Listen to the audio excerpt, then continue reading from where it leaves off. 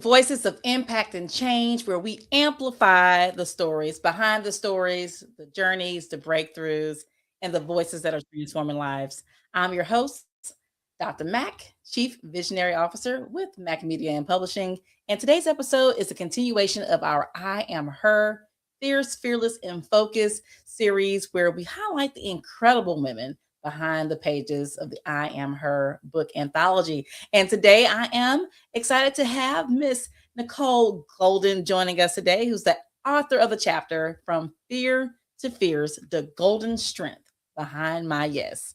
And so I would like to welcome you, Nicole, to the Voices of Change, Impact and Change. And it's so great to have you here today and to share. Every time I have opportunity to give it to you, is I'm just like, happy Golden Day, Golden. We're glad to have you on. We're going to talk about your title, and probably in two parts, because the two parts of it. So if you can kind of just get us started, like, what does it mean to go from fierce to fearless? I said that all backwards, didn't I? I got you. I know what you're telling me. But first and foremost, thank you for this opportunity and the space, not only to be here doing this podcast, but just even for the opportunity for my voice to be amplified with being able to be an author on this project. And once you read my chapter, you'll be able to see, hear, and fear from me. See, hear, and feel from me. Fear to fears. For most people, sometimes it may feel like something that's loud and bold and powerful. But for me, my journey was different. It looked at like healing, surviving, all while still living the life of being a mother, a single mother at that.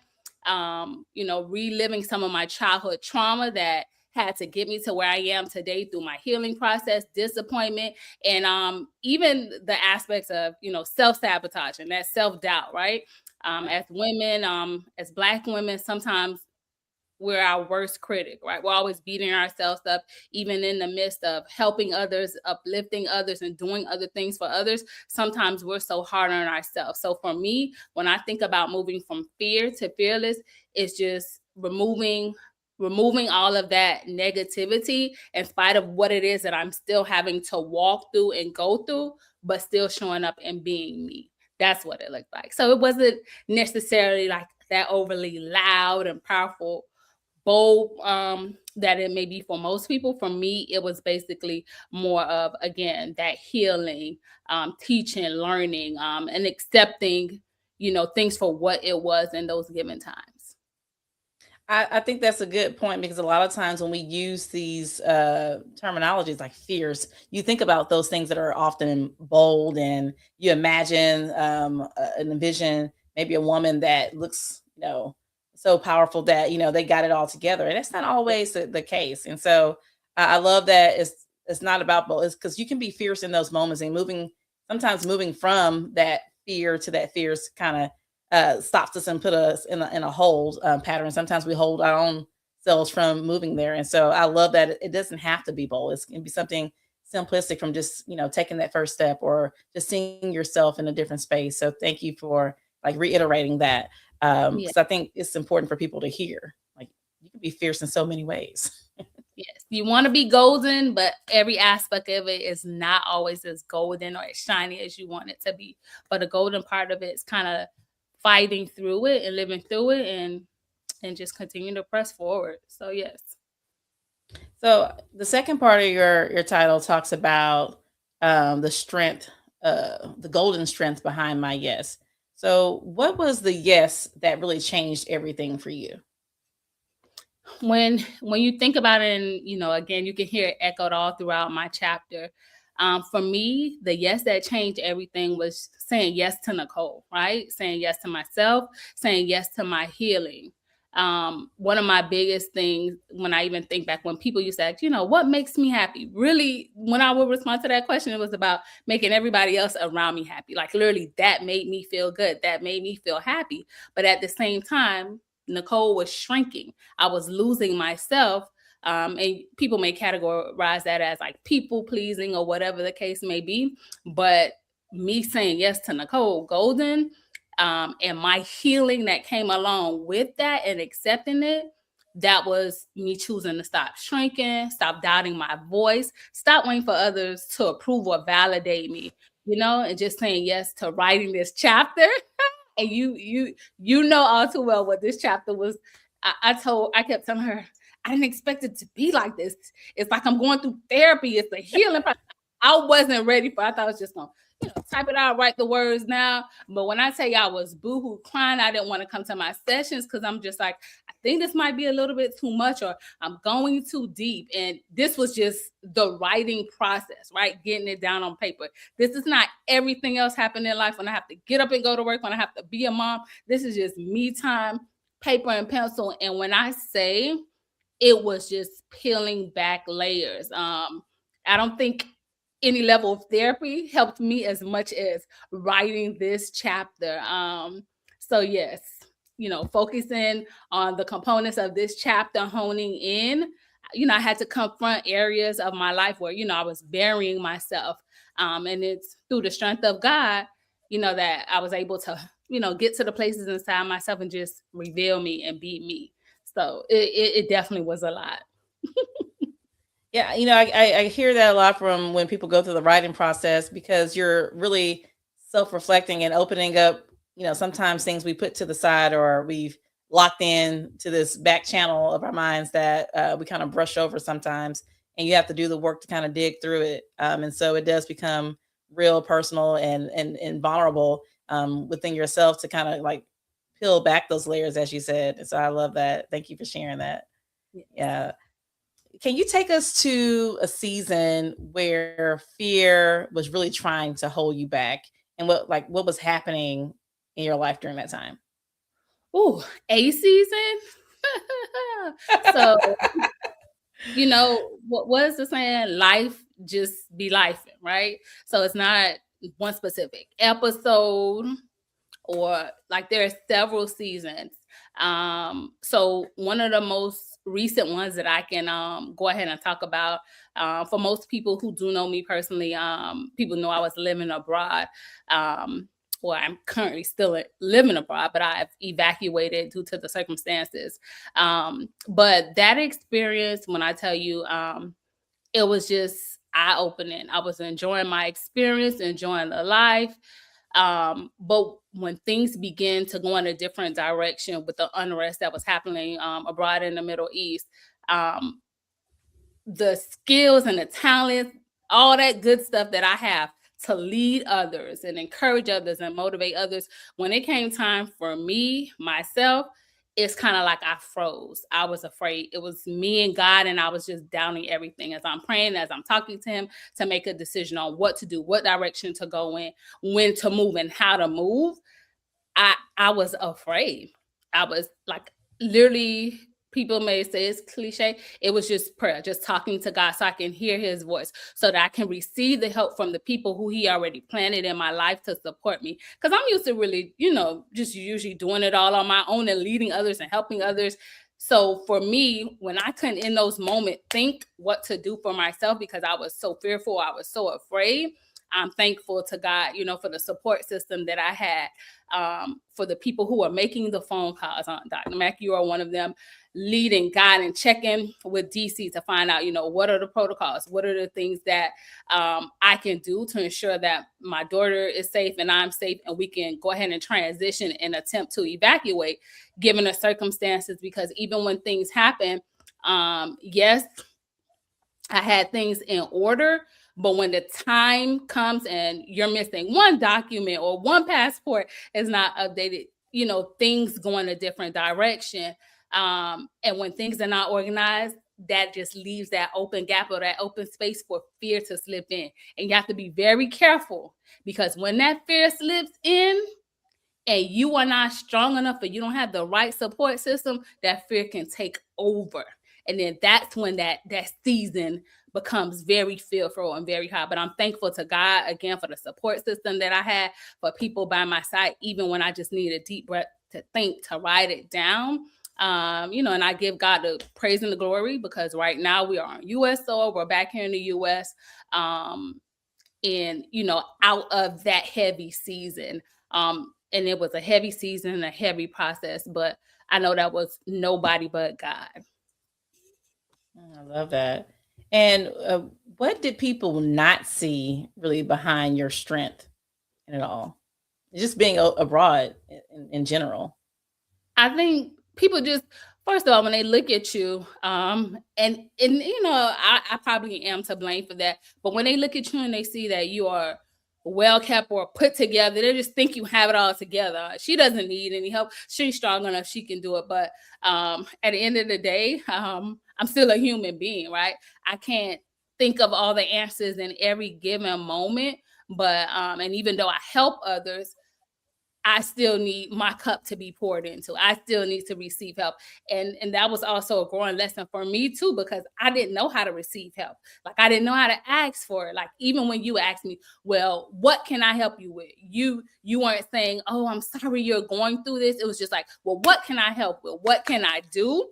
And only thing I could respond to you was basically what I had to do. And okay, well, I can't really do this, needs to be done, but I can't do it because of the time zone difference. So people may look at you and figure that you can help others or you're strong, you have it all together because you're smiling today or your hair is done and but at the end of the day, everybody needs support and everybody needs help. Yeah, I love that.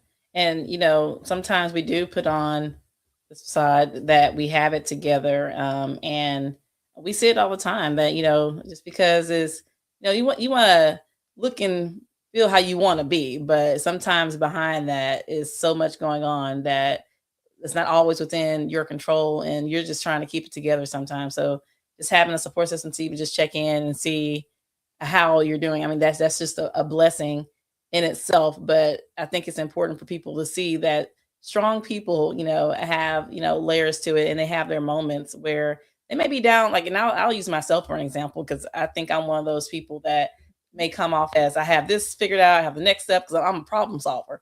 Yeah. But I have my moments where I'm just like trying to figure it out. Like, I know I got this, but how? And I'll have a down moment where I'm just down for a moment, and I'll bring myself right back up from it. But I'm human, so it's still a moment that I go through, and so it's not always she has it figured out in every moment of the day. Sometimes I just need to take a moment to relax, breathe, and come back to it to figure out how to solve. But I love that you shared that. Yes. So It's how? like, so I'm sorry. It's like the social, like when we were going through COVID, one of the biggest things that, in terms of like mental health, we kept saying, check on your strong friends. Just because they're strong doesn't mean that, we shouldn't check on them. But those are the ones that we need to check on as well. Check on everybody. Yeah. Yeah, I love that. So, how did your life begin to shift with like once you kind of move beyond fear in your life? For me, it was basically seeing everything begin to line up, right? And we're talking just thinking from the very beginning, from childhood, from middle school, things that I was doing in ministry at church that I never understood why God put me in the dance ministry or leading in the dance ministry. When things begin to align, I realized like God was already preparing me for this. He was already creating the space. He was already creating my voice to be amplified, me not being afraid to use my voice as a young child so that as an adult, my voice is stronger. My love for children, the way that I've been working with children since I was younger, it put me in I feel as though a better position as a mother so that I can help and support my daughter, even though I may be doing it as a single mother. There's so much I have a higher strength because of the way that I can support her in different aspects or different areas of education. That's a plus. So I think it's just kind of seeing everything come back full circle to align with purpose and knowing that everything that you've gone through it was for a purpose. It had a reasoning behind it. I love that. I love that. Well, of course, the theme of the book is fierce, fearless, and focus. And so I'm just gonna dive into those three themes individually. And so we'll start with fierce. What does being fierce look like for you now that you've kind of given yourself that permission to be Um, fierce? So we were talking about the cliche terms. For me, it's just like peace. Everything I'm saying, peace, boundaries. Like I'm okay with it. I'm okay with accepting things for what it is, things that I can't change. Choosing, joy without guilt. For a long time, I would attempt to choose myself, then I'm feeling guilty because I chose myself or something that I wanted. But now I'm in that fear zone. It's kind of like just choosing myself. Being a present mom, that is high value, top tier for me. I love it. For many years, I struggled with it because I was trying to be a provider or provide. Now I get to provide and still be present. So that is fierce for me, and I definitely appreciate that space. A purpose-driven educator. Again, like I said, everything is lining up. Every subject that I taught, every grade level, every audience that I went before, everything is coming back full circle. And I'm just like, feels as though it's fierce to me. So that's what it looks like. I love that. And moving on to fear, what fear did you have to release in order to move forward?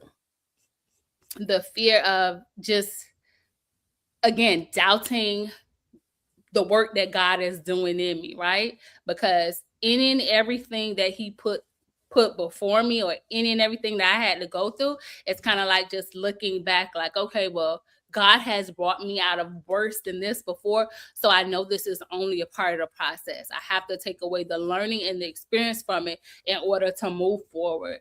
So, yeah, letting go of that fear. God has me. I love that.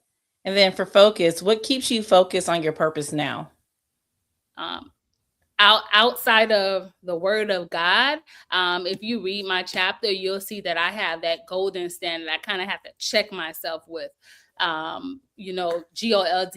God ordained, God led, God delivered, God empowered, and God nurtured. And if it doesn't fall under those brackets, I have to look at it again, and then it's not a part of the purpose, not a part of the plan.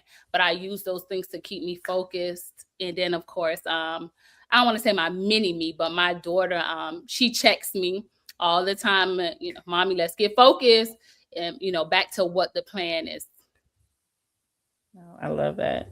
And for that woman who is afraid to say yes to herself, yes to her purpose, and yes to her next step, what do you have to say to her? Let go of that fear. There's no need to be afraid. The joy that you are going to feel, endure, you're going to value that more than the thoughts that were in your mind about what couldn't happen. You got to turn it around, like, what could happen? Just looking at all the wonderful or golden possibilities that can come out of it. Just let go of fear. Just do it. Just go ahead and do it. I love that. Well, I did this with each of the authors in the book that's joined me on the series, and I have them finish the sentence. And so I want you to complete this sentence. I'm going to start it, and you're just going to complete it for the first thing that comes to mind. You ready? Yes, ma'am. Go ahead. All right. I am her because. I am her because I am golden. And we're not just talking golden, my name, but I'm golden inside. If you know me, my heart is made of gold.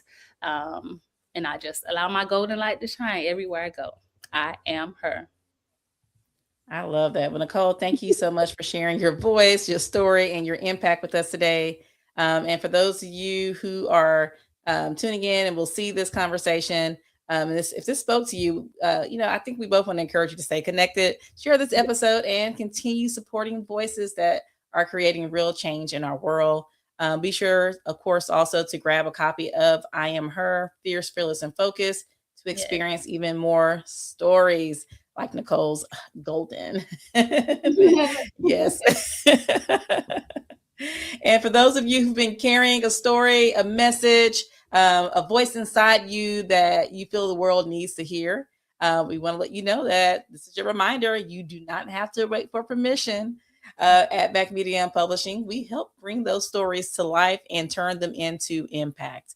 And so, again, thank you all for joining us on the Voices of Impact and Change. I am Dr. Mack, Chief Visionary Officer of Mack Media and Publishing, reminding you to walk boldly in who you are called to be. Thank you again, Nicole. It's been a pleasure having you on. Thank you.